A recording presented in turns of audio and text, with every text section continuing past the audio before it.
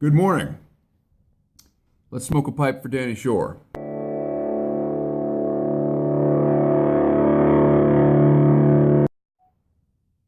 I'm smoking old dark fired ready rubbed in my Diplomat apple, and I've been watching that pipe woman try to color her cob, and hers isn't really doing any better than mine. So she has switched to a naked Morgan.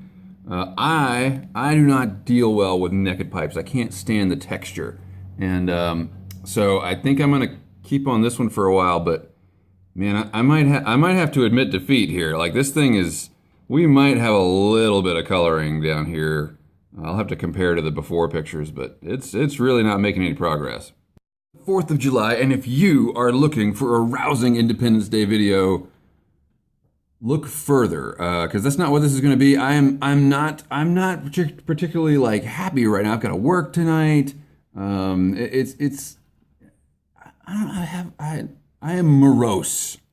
And you know who was never morose? Danny Shore. I didn't know Danny that well, especially not as well as some of y'all knew Danny. But we had some interactions over the course of his long YTPC career, back and forth a little bit, and I was aware of his illness and sort of watched that from a little bit of a distance, and I have the distance to be able to say this. It sucks that Danny is gone, but it is an amazing thing that we had Danny at all. Every time I dealt with Danny, every time I ever opened up my computer and watched a Danny Shore video, it was always the same Danny. You know, he was like consistently Danny.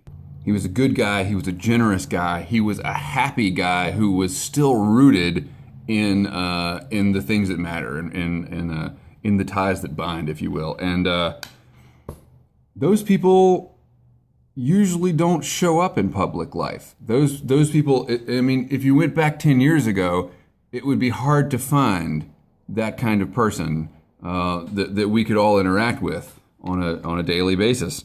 And that's what this community has done. Is you take a bunch of older, overweight gentlemen like myself, who would never have like a social media following, who would never like be a movie star or a rock star or whatever, and all of a sudden, through the power of the internet and YouTube, you've got, I don't know about role models, but you can at least see, if you are one of those guys that tries to be rooted in reality but still maintain a positive outlook like Danny Shore, you can see that, well, Danny Shore's out there, so I guess I better show up today. So that's one thing that the YTPC has done for me, is to help me realize that there are people like me out there in the world, just trying to do the best that they can in life and enjoy it while they're doing that, right? And I think we should all take a minute and think not just of Danny, but think of how fortunate we all are to live in a time when this community is possible. Which brings me to the other thing that's on my mind, which is the demonetization of tobacco-related channels on YouTube. And I was going to talk about this in the last Andy Social, but I don't feel like there's enough good information out there yet to really know what's going on. I caught a little bit of Matches 860's live stream in which he was talking about, I literally, my internet has been really weird, so I literally just caught a few seconds of his live stream, and he was talking about switching platforms. And I don't know if Matches is monetized. You know, there's only a very few of us that could monetize our channels. I think technically, because I have over 1,000 subs, I could monetize my channel. I've never wanted to, because, well, for exactly this scenario, which, I think that if you take the king's coin, you become the king's man. And I don't want to be, like, I'm not saying this is the end of the YTPC by any means. I actually don't think that at all. But I think that because of people like Danny Shore, the YTPC is sort of immune to this kind of thing. Now, there's big, cigar channels I think are being hit the hardest.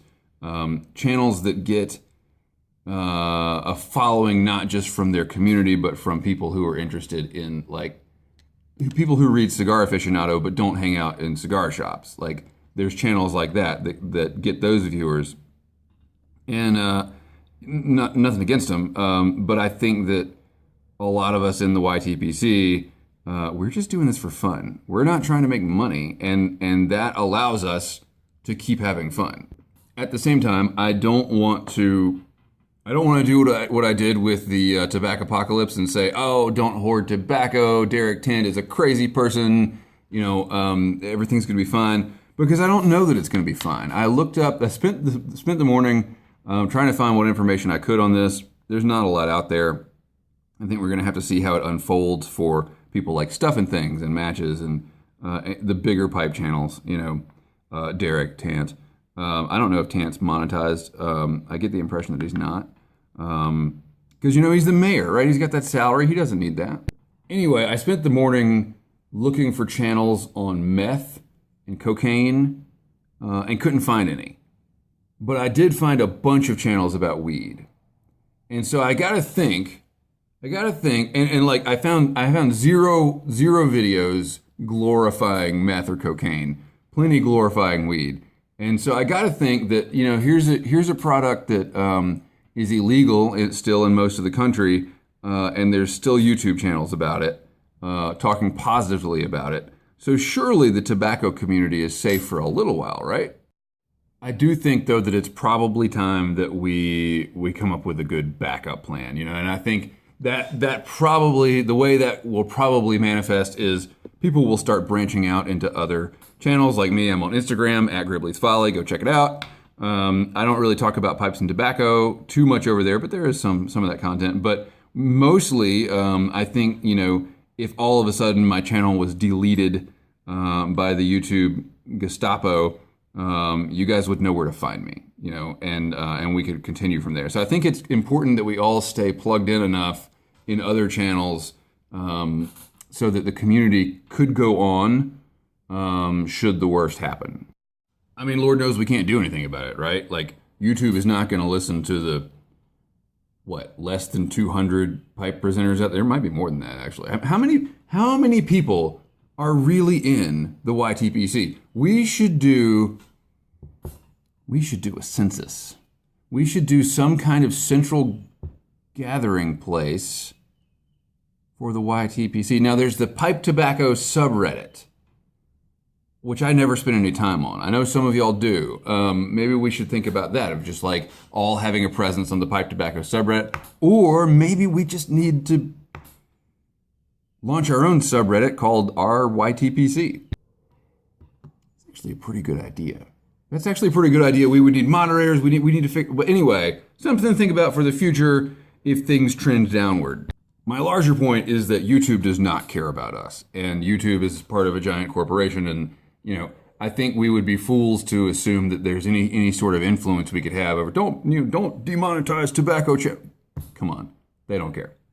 On the other hand, I do think that in the larger community, like in the mainstream community, it is up to us to be ambassadors when we're out smoking a pipe or in our own personal lives. And I think the main selling point, the main talking point, I guess, is that pipe tobacco and cigars are akin to the craft beer or fancy wine or fancy whiskey side of alcohol, as opposed to cigarettes, which are pretty much like the Michelob Ultra Colt 45 side of alcohol. Because I also looked up craft beer channels, and they're just everywhere. They're everywhere. Legal product, known to have health risks. Channels are everywhere. They look like they're still monetized to me. I don't know. Those are just some thoughts on this July morning. Some ramblings, some musings. Is there a word in the English language worse than musings? Now that I'm back to the pinhole photography and I'm a fine artist again, and I look at stuff on the web and it's titled musings on, God, shut up. there will never be any musings on this channel. You can rest assured, no matter what depths of moroseness I might plumb, I will never muse about anything. Nor will I ever call anything, particularly an inanimate object, my muse. Right? This pipe might inspire me to make a video, but it is not my muse. All right, we're getting off the rails here. Thank you, Danny Shore, and thanks to everybody in this community. And let's think about how we keep it going in these difficult times. Keep the ends out for the ties that bind.